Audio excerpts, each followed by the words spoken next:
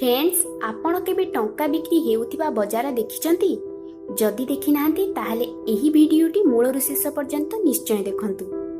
मु एही भिडियो रे टंका बिक्री हेउथिबा एक बजार विषय रे कहिबी, जेउठी खोला आकाश तले रास्ता ठारू आरंभ करी गलिकंदी सबुठी बिक्री होई थाए गदा गदा नोट। मु मधुस्मिता एवं आपण देखुचंती ओडिया अपडेट्स। चलंतु भिडियोटी आरंभ करिबा।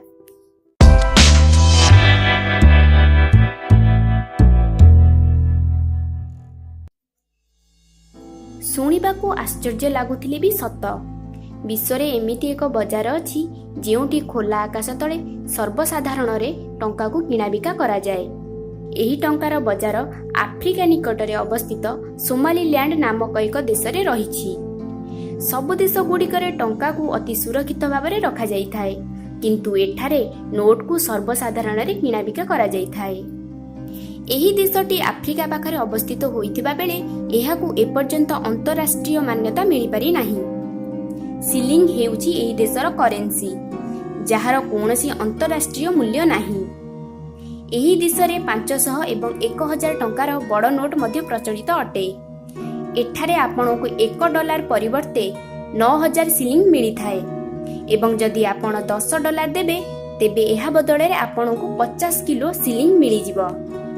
1991 गृहयुद्ध परे सोमालिया ठारू अलगा होई सोमालीलैंड नामरे एक नुआ देश गठित होइथिला।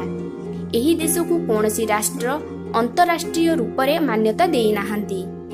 एठारे ना कोनोसी सरकारी व्यवस्था लागू होई परिछि, ना कोनोसी रोजगारर व्यवस्था रहिछि। एपरिकि एही देश रे करेन्सी सिलिंग रो अन्य देश रे कोनोसी मूल्य नाही। एही कारणरू जदि एठारे लोकमानंकू एक ब्रेड किंबा अन्य छोट छोट सामग्री किनिबाकू पड़े तेबे सेमानंकू बस्ता बस्ता नोट देबा पई पड़ी थाए। पाखापाखि 650 टंका रे 50 किलो अधिक सिलिंग किना जाई पारिबो, किंतु एथिरे कोनोसी लाभ नाही। एते गुड़िए टंकारे आपनको मात्र अल्प सामग्री ही मिली पारिबो। एहा व्यतीत एही देश रे अंतरराष्ट्रीय स्तर रे मान्यता पाइथिबा गोटिए हेले बैंक नाही। एथिपई एहा स्वाभाविक अटे जे एठारे ना कोनोसी बैंकिंग सुविधा अछि, ना कोनोसी एटीएम। जदि भिडियोटी भल लागिला लाइक करंतु, तले कमेंट करंतु एवं सांगमानक सहित शेयर मध्य करंतु एवं अधिक भल भल वीडियो पई आम चैनल को सब्सक्राइब करंतु। Thanks for watching.